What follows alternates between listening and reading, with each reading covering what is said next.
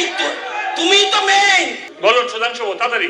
মাননীয় অধ্যক্ষ মহোদয়, আমার মনে হয় as per rules and procedure of Tripura legislative assembly under 330 আপনি যেটা অর্ডার দিয়েছেন যে 5 জনকে সাসপেন্ড করা হয়েছে, আমার মনে হয় তাদেরকে আগে হাউস থেকে সসম্মানে বার করা উচিত। তার পরবর্তী সময় ফার্দার আমাদের আলোচনা স্টার্ট হবে।